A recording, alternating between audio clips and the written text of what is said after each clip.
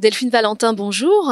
Bonjour. Vous êtes l'heureuse éditrice de Barbara Kingsolver, un des romans de la rentrée aux éditions Rivage, un roman foisonnant, comme nous allons le découvrir à travers cet échange avec vous, de cette écrivaine hors norme, une écrivaine très importante dans le paysage littéraire américain.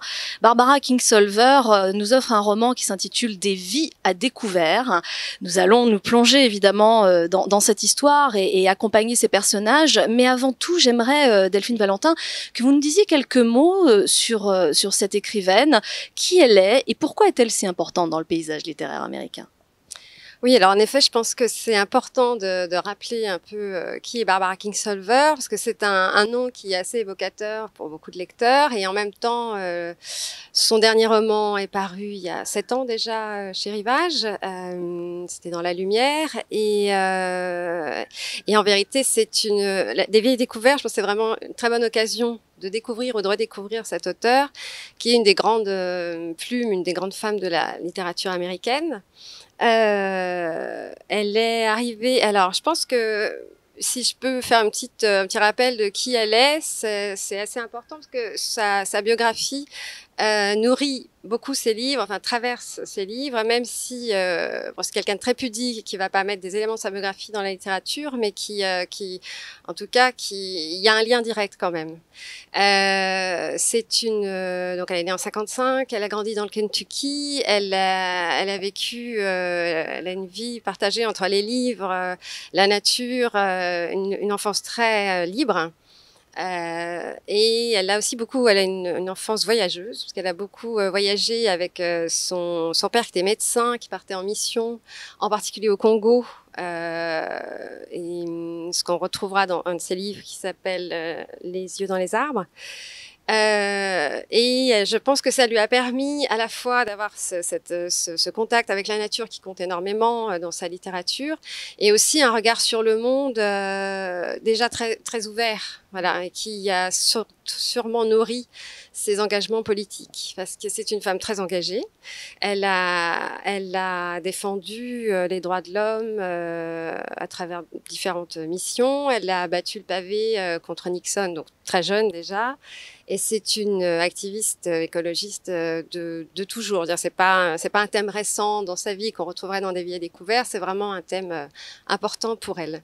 L'écologie, mais elle est elle-même biologiste d'ailleurs de formation. Voilà. Oui, oui, c'est très important dans son travail. Exactement. Elle a fait des études de biologie. Elle a enseigné la biologie. Elle a écrit des articles dans des revues de biologie. Et elle a dans toute son œuvre, effectivement, on retrouve cet intérêt pour la nature et pour la défense de l'environnement, et cette interrogation sur le rapport que l'homme entretient avec la nature. Et encore une fois, c'est vraiment un thème qui lui est cher et qui date, je crois que c'est déjà dans Un été prodigue, qui reparaît en poche d'ailleurs en même temps que Des vies à découvert. Elle s'interroge sur la manière de protéger la nature à travers des personnages féminins très, très, très forts, comme dans tous ses livres. Et puis elle a écrit ce livre, Un jardin dans les Appalaches, qui est plus un récit, et qui était, je crois que c'est de 2007, pardon, et qui était une réflexion sur, en fait, elle a tenté une expérience locavore avant l'heure aussi, voilà, en essayant de se nourrir uniquement de ce qu'elle pouvait, de son potager et de ce qui était cultivé dans la région. Voilà. Alors, vous disiez tout à l'heure qu'elle avait un regard ouvert sur le monde, qu'elle a voyagé, que c'est une femme engagée. Au-delà de ouvert, je dirais peut-être aussi affûté. C'est ce qu'on va voir dans ce roman, qui est construit en 2 temps, puisqu'on va traverser 2 époques, l'époque contemporaine et le 19e siècle, où nous sommes, je crois, en 1891. Nous allons partir à la rencontre de différents personnages, 2 familles très exactement, mais tout se passe au même endroit, dans une même maison, qui se trouve à Vineland, si je prononce correctement, qui est un lieu assez particulier, qui a une histoire particulière. Peut-être parler déjà de ce lieu, et puis ensuite on va développer sur les personnages et les époques. Oui, Vineland, en fait, Barbara Kingsolver a découvert cette ville en faisant des recherches pour son livre. C'était une espèce d'utopie. Alors, anti-alcoolique, parce que l'idée c'était de créer une ville sobre, voilà, le cauchemar. Ouais, tout à fait. Et c'est une ville qui a été créée par quelqu'un qui s'appelle Charles Landis et qui était en fait un exploitant de la misère humaine, puisqu'il a fait venir des migrants pour construire la ville et pour servir de petites mains, etc. Et en fait, c'est une ville qui en plus a assez mal évolué, parce qu'aujourd'hui elle est pas voilà, c'est pas une ville qui a explosé économiquement. Et en fait, ce Charles Landis, elle a vu tout de suite des parallèles intéressants à faire avec un certain monsieur Trump. Voilà, qui n'est jamais nommé dans le livre, mais qui est quand même bien présent. Oui, il y a d'ailleurs même des ressemblances physiques, hein, je crois, au niveau de la chevelure. Voilà. Et tout ça est absolument vrai, parce qu'en fait, elle a découvert tous ces détails en se plongeant dans... en fait, ce type était assez mégalomaniaque. En créant la ville, un des premiers bâtiments qu'il a créé, c'est la Société d'Histoire. Il a créé son propre journal, et l'idée, c'est que dès le numéro 1, tout était archivé avec ces hauts faits. Donc, Barbara Kingsolver avait une documentation très riche. Alors, dans cette ville, nous allons partir à la rencontre d'une famille, à l'époque contemporaine d'abord, la famille de Willa. Willa et son mari Janos, qui est grec d'origine, vit là avec également le beau-père Nick. Ils ont 2 enfants et ils vivent dans cette maison qui est implantée là depuis un petit moment déjà et dont on sent la décrépitude. Hein. Cette maison ne tient pas vraiment d'ailleurs, elle n'a pas de fondation, en fait, j'allais dire, ne tient pas sur ses fondations, mais elle n'a pas de fondation, et c'est d'ailleurs toute la subtilité de Barbara Kingsolver qui joue avec les symboles dans ce livre.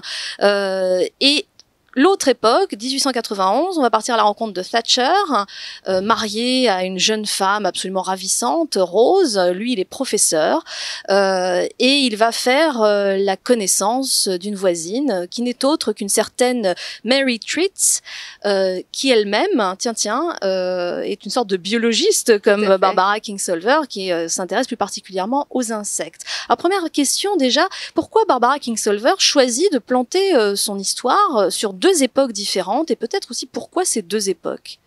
Alors, l'idée, c'est le thème qui sous-tend tout ça, c'est dans un monde qui s'effondre comme le nôtre aujourd'hui, d'une certaine manière, comment on s'en sort, comment chacun réagit. L'idée, c'est vraiment ça, de choisir plusieurs personnages très différents de leur parcours et de leur vision politique, et voir comment on réagit quand toutes les croyances, tout ce qu'on a appris, tout ce qui concernait les règles à suivre pour mener une bonne vie, s'effondre. Et elle était partie sur la période actuelle. C'était vraiment la première question, c'est comment on fait aujourd'hui, en fait. Et elle s'est demandé quelle autre époque pouvait faire écho à celle-ci.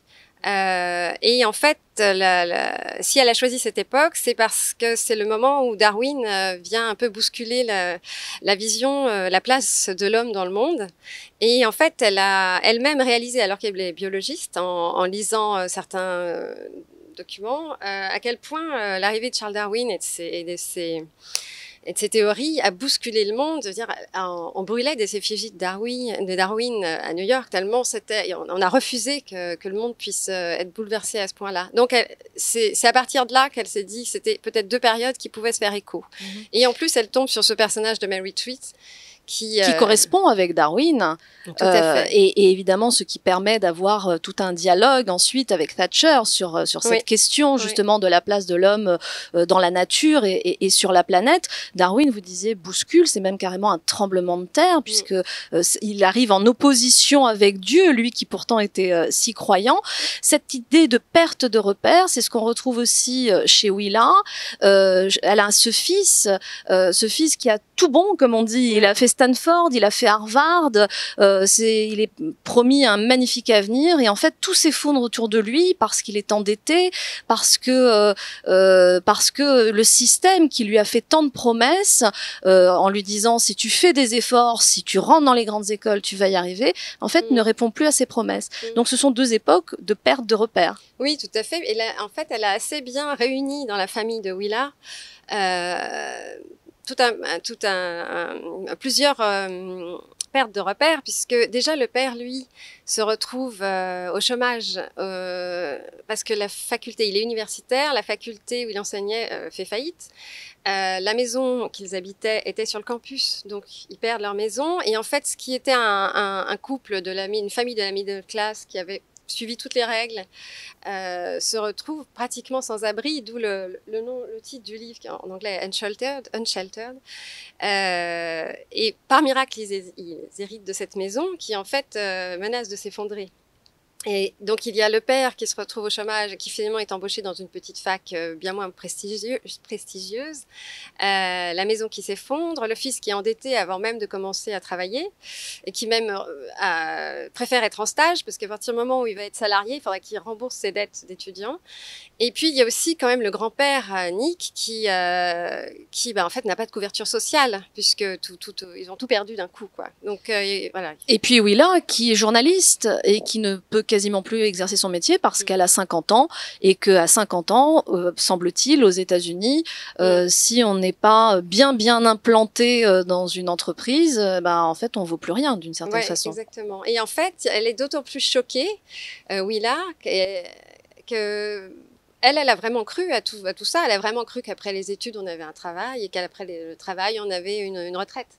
Et donc, elle a ce personnage vraiment merveilleux qui est sa fille, qui prend le contre-pied du modèle de ses parents, du modèle des baby boomers, en fait. Alors oui, ce personnage, on va s'attarder un petit peu sur Tig, comme on la surnomme, Tig de Tiger, mais en réalité d'Antigone. Origine grecque oblige, mais peut-être aussi une petite référence au côté révolté du personnage mythologique. Antigone, Tig, qu'est-ce qu'elle représente exactement dans cette famille? Est-ce que c'est l'espoir? Est-ce que c'est la lueur d'espoir?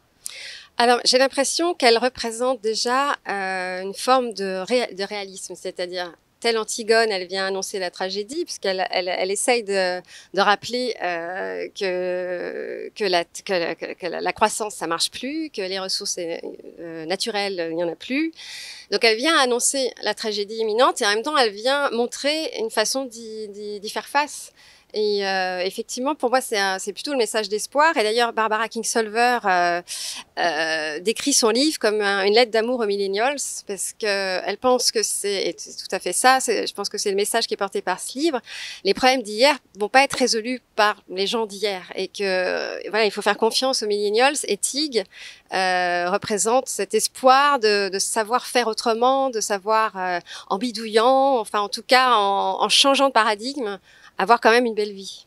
Alors, Thatcher, en 1891, qui rencontre Mary Treats, qui est donc sa voisine. Lui, on l'a dit, il est professeur. Il va avoir des conversations absolument passionnantes avec cette femme qui est passionnante, qui est très moderne pour son époque. C'est une époque où les femmes ne sont pas biologistes ou spécialistes des insectes. Va se nouer une relation très puissante entre eux. Oui, parce qu'en fait, alors, Thatcher Greenwood, c'est un personnage que j'aime beaucoup. Il m'a rappelé un peu Martin Eden. Il vient du Boston, il vient de la rue et par des rencontres, par un mentor, il a fait des études, il est scientifique et en fait, il aime la vérité. Et donc, il se marie à cette jeune femme de la bourgeoisie déchue, Rose, qui, elle, n'est pas du tout dans ce genre de préoccupation. Très vaniteuse, très vaniteuse, voilà, qui est vraiment tout dans l'apparence, dans retrouver son statut social perdu. Et la première scène où on voit Mary Treats, cette botaniste dont je ne sais pas si on a dit, mais qui est un personnage réel, qui a vraiment eu cette correspondance avec Darwin. La première fois qu'il la voit, elle est étendue dans l'herbe, à plat ventre, et en fait, il se demande ce qu'elle fait, ils la prennent pour une folle, et elle est en train d'étudier des fourmis.